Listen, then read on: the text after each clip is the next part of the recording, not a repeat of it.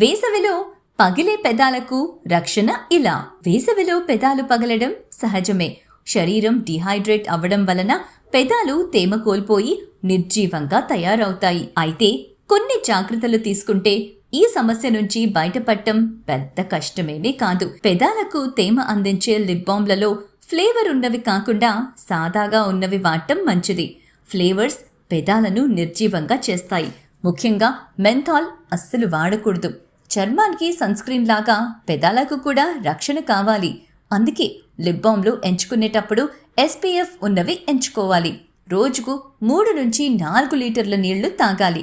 కొంతమంది అస్తమానం పెదాలు తడపడం కానీ ఎండిన పొక్కులు పీకడం కానీ చేస్తూ ఉంటారు. దానివలన గాయాలవుతాయి. నిమ్మరసం, చక్కెర మిశ్రమాన్ని ఫ్రిడ్జ్లో ఉంచి రోజుకి 2 సార్లు పెదవులపై సున్నితంగా మర్దన చేయడం వలన పెదాలు మృదువుగా ఉండి తేమను సంతరించుకుంటాయి.